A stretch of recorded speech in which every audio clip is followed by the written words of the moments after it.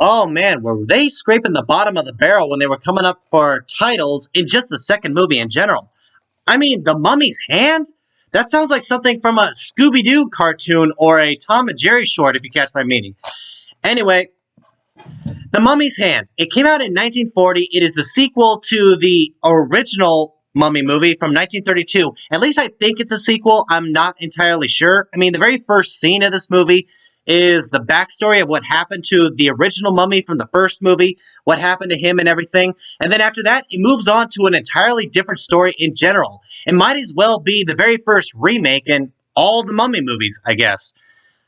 But as the first movie did not do so well in the main character-wise, seriously, I barely remember the main guy out of the movie. The main girl could have been a...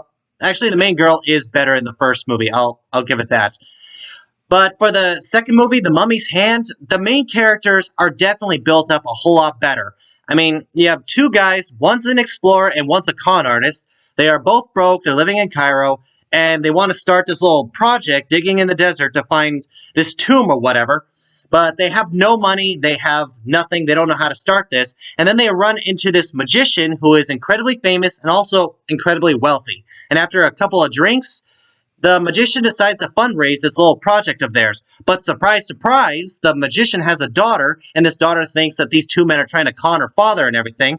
So she volunteers to go out there with them just to make sure that her father does not get scammed or whatever. And while they're digging in the desert, they found it, the mummy's tomb. And, well, you know how the story really goes. Nothing really stays dead in these movies. So, in other words, the mummy is most definitely coming to life. There's no spoiler to that or whatnot. You just already know what's going to happen. I mean, if you're not Indiana Jones, you're basically still going to run into the same problems. That's just how these movies work. But when I say that the main characters are built a whole lot better in this movie, there's one small little problem, and that's the mummy himself. I mean, in the very first movie, they built on the mummy's character. He felt like the actual villain of the story. And I know a little bit about him, his backstory, what he had to go through in order to get him into that position, and also what kind of power he has, not just from his monstrous form or anything, but the power he has over the Egyptian people in the land of Egypt.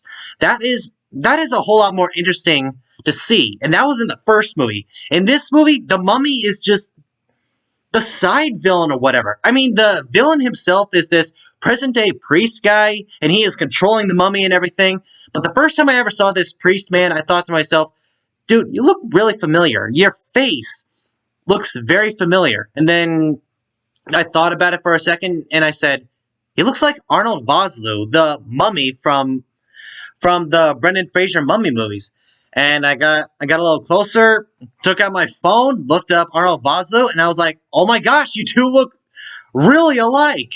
Like, seriously identical. Who says time travel does not exist? If I could do it, I would put both of their pictures up right here, but I'm lazy and I don't have editing or whatnot. So, you get what you can get. So, you would either have to watch the original and also watch the Brendan Fraser movies to see the comparison, or you probably already know. And what else can I say? This movie is not scary at all. It's not really terrifying. I mean, the costume design is a whole lot better in the first movie. For the mummy himself, he looks like an actual monster.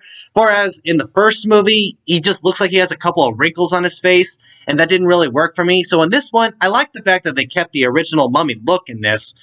But when it comes to scare-wise, it's just very, very predictable. But I will say about this movie, it is fun. It's fun to watch. Is it as fun to watch as the Brendan Fraser movie? I would say so.